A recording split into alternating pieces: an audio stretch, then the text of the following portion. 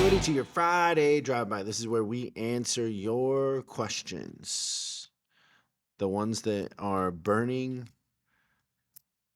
keeping you awake at night, Tossing, turning. making you sweat, Oh, yeah.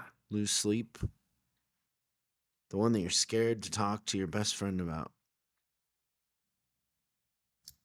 The number is 8333-ASK-SDR. 8333-ASK-SDR. If we play your call on the show, we will send you a swag bag. We got some good stuff. So we encourage you to call. Let's go to this week's question. Are you ready, Christian? I believe I am. Watch your guys' show all the time.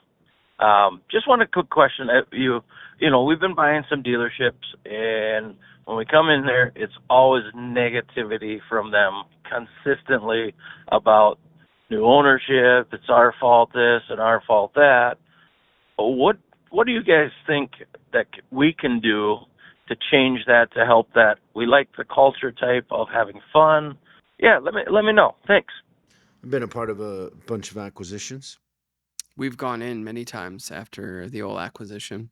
Why don't you take a shot at this Okay. first? 'Cause I feel like your answer is going to be funny. I don't know if it's going to be funny or not, but the thing that popped into my head is that there's a couple of things that you say as we kind of do ventures and stuff like that. One is, I think you go into that acquisition assuming that it's going to be really hard. And then if you come across an acquisition that's not really hard, just be pleasantly surprised. But like, don't be surprised by anything that you see that's a negative. And then I always like the art of shock and awe and distraction and fun, and like try to make people feel included, and that the new ownership's going to bring a little more fun, a little more excitement, and you control the narrative at that. And if you distract them enough, they forget who the old owner was kind of at the end of the day.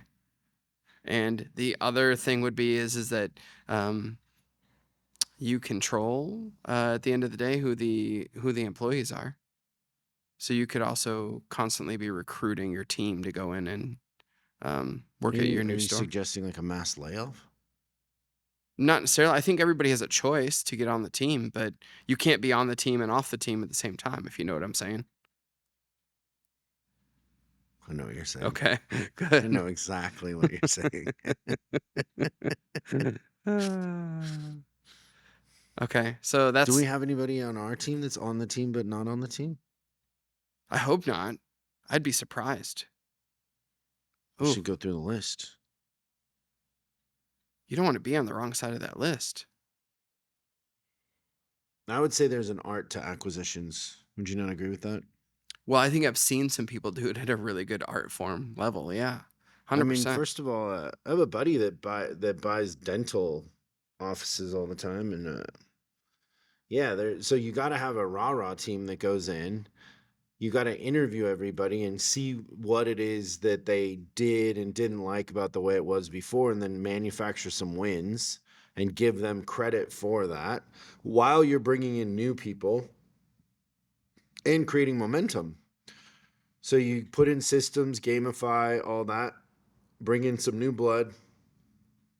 If you're buying dealerships and you have more than a couple, roll some of your top performers from the dealerships you already have into the new one, and that'll water it down too. Yeah, I love your idea, and like an acquisition team, basically what you said, the rah-rah team, that they would get really good at it if you're buying like 5, 6, 7 dealerships a year. Yeah, you want to sell people on why it's better with you and what the benefits are and how, there's a career path. You want to start selling people on a career path right out of the get-go.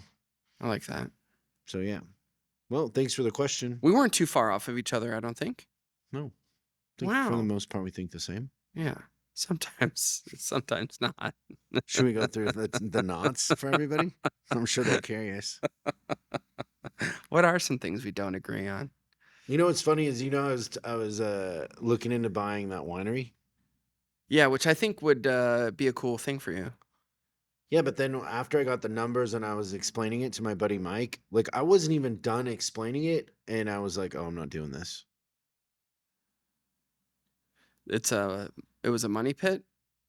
No, I think I could have made money. Too much work. Logistics. Because of where it's located in relation to where you're located? and how much of my time it would take, and we have a new book coming out and all that. It would just be like, it was almost, no joke, it was almost like I was almost sabotaging myself in a way by finding a new shiny thing.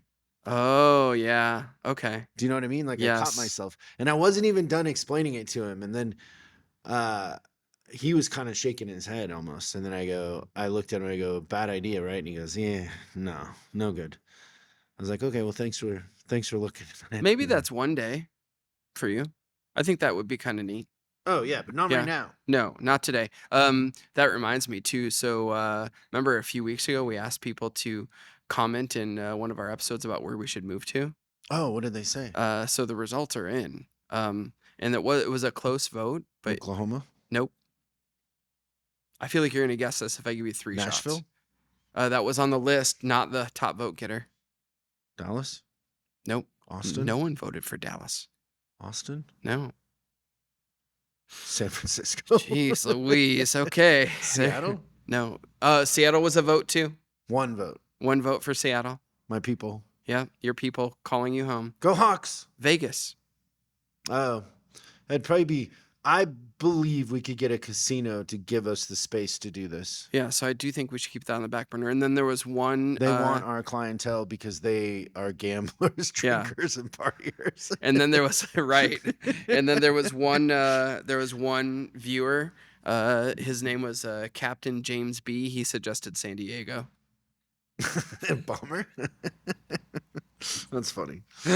Oh, that's great. Can you just before we go, one thing that we don't see eye to eye on, that we're different? I don't think there's many. I have a hard time coming up with one, so I'm curious. Yeah. I feel like there's been a couple of happened in the moment, and then you've also, Chris Collins, affected me a couple of times where I disagreed with you, and then I ended up changing my mind afterwards. So there's got to be a thing out there. There aren't many. Stay tuned. I don't If know. there's one, there aren't many. For the most part, I think we think the same.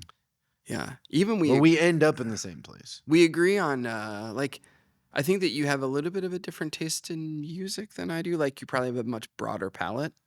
Where sometimes you'll be listening to something, I'm like, I don't know if that's my hit thing. But that's about as close as I get. Because there's also a lot of music that you like that I also like. We go through stages together. Vegas it is. Thanks, everybody. See ya. We'll see you next time on Service Drive Revolution. Thanks for watching this week's Drive By. I hope we gave you something to think about over the weekend. We're uploading new stuff every day, so make sure you subscribe and click the bell icon so you don't miss out. If you have a question you'd like us to answer on the show, call 8333-ASK-SDR and we'll answer your question on the show. That's 8333-ASK-SDR. For special deals on our books and training, head over to offers.chriscollinsinc.com. Now that's offers.chriscollinsinc.com. I'm Chris Collins, and I'll see you in the next video.